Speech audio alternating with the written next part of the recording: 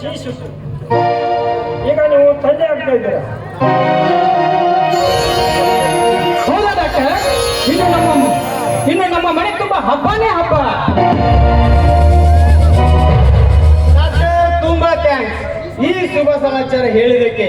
ಸುಭಾಸಣ್ಣ, ಊರಿಗೆಲ್ಲ ಸಿಹಿ ಸಕ್ಕರೆ ಹಂಚಿ ಬರ್ಲೇನಣ್ಣ? ಸಿಹಿ ಸಕ್ಕರೆ ಯಾಕಪ್ಪ, ಇಡೀ ಊರಿಗೆ ಊಟನೇ ಹಾಕಿದ್ರಾಯ್ತು. ಈ ಮಾತ್ರ ತರಿಸಿ ನೋಡಿ. ಆಯ್ತು ಡಾಕ್ಟರ್. ಸುಭಾಸಣ್ಣ, ದೊಡ್ಡ ನನ್ನ ಸಿಹಿ ಸುದ್ದಿ ಸಿಕ್ಕಿತ್ತು. ಮತ್ತೆ ನಿಮ್ದು ಯಾವಾಗ ಸಿಹಿ ಸುದ್ದಿ? ನಮ್ಮ ಕೈಲಿ ಏನಿದೆಯಪ್ಪ, ಎಲ್ಲ ಆ ಗುರು ಪರಮಾತ್ಮನ ಕೈಯಲ್ಲಿದೆ. ಅಶೋಕಣ್ಣ, ಒಂದು ತರಾನೇ ನಿಂತು ಬಿಟ್ಟಿದ್ದೀರಲ್ಲ. ಅತ್ತಿಗೆ ನೀವು ಯಾಕೆ ಸುಮ್ಮನೆ ನಿಂತಿದ್ದೀರಲ್ಲ? ಯಾಕೆ ಇಷ್ಟು ಬೇಗ ನಿಮ್ಗೆ ಈ ಮಗು ಬೇಡವಾಗಿದ್ದೆ?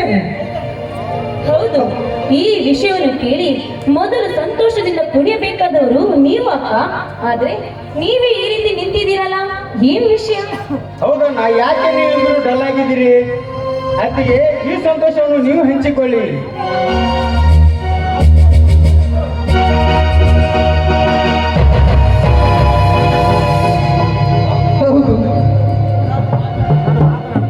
ನಾನು ಮಾತನಾಡಲೇಬೇಕು. ಮಾತನಾಡಿದರೆ ತಾಯಿ ಸತ್ತಂತೆ, ಮೌನವಾದರೆ ತನ್ನ ಸತ್ತಂತೆ. ಹಾಗಾಗಿದೆ ನನ್ನ ಪರಿಸ್ಥಿತಿ. ಈಗ ನಾನು ನಿಮ್ಮ ಜೊತೆ ಸಂತೋಷವನ್ನು ಹಂಚಿಕೊಳ್ಳುವೆ. ನನ್ನ ಧರ್ಮಪತ್ನಿ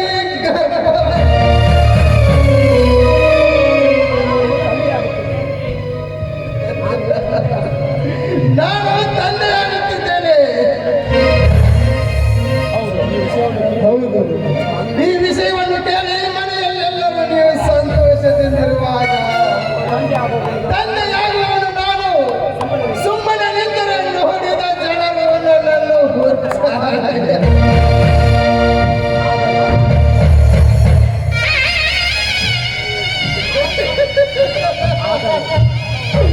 ಆದರೆ ನಾನೀಗ ನಿಜವಾಗಲೂ ಹುಚ್ಚನಾಗಿ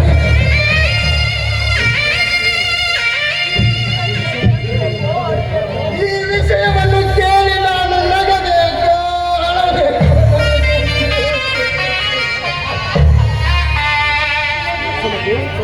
ಸುಮತಿ, ನಾನು ನಿನಗೆ ಏನು ಅನ್ಯಾಯ ಮಾಡಿದನೆಂದು ನನಗೆ ಇಂಥ ಶಿಕ್ಷೆ ಕೊಟ್ಟು ನಮ್ಮಿಬ್ಬರ ಮದುವೆಯಾಗಿ 6 ತಿಂಗಳಾಯಿತು. ನಾವಿಬ್ಬರು ಒಂದು ದಿನ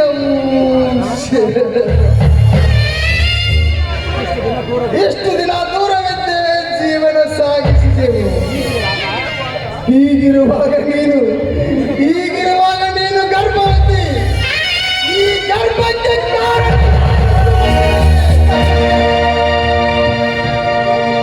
ಸುಮತಿ, ನಾನೇನು ಮಾಡಲಿ?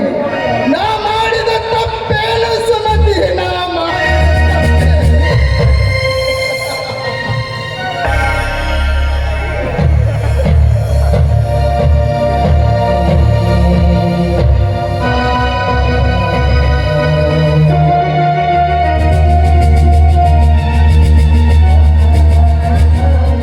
ನೋಡಿ, ಇದ್ರಲ್ಲಿ ನನಗೆ ಯಾವ ತಪ್ಪು ಇಲ್ಲ ರೀ. ನಾನು ನಿರಪರಾಧಿ. ನೋಡಿ, ನನ್ನ ಮಾತು ಕೇಳಿ. ನಾನು ಗರ್ಭಿಣಿಯಾಗಿದ್ದು ನಿಜ.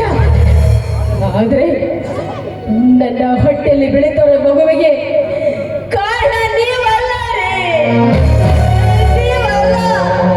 ನೋಡಿ, ಈ ಪಾಪದ ಪಿಂಡನ ತೆಗೆದು ಹಾಕೋದಕ್ಕೆ ನನಗೆ ಅನುಮತಿ ಕೊಟ್ಟು ಬಿಡಿ.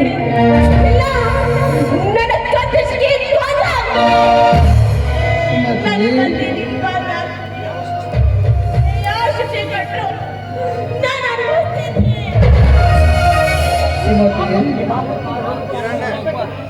ಈ ಪಾಪಕ್ಕೆ ನಾನು ಕಾರಣವಲ್ಲ ಎಂದ ಮೇಲೆ ಇದನ್ನು ಕೊಲ್ಲುವ ಹಕ್ಕು ನನಗೆ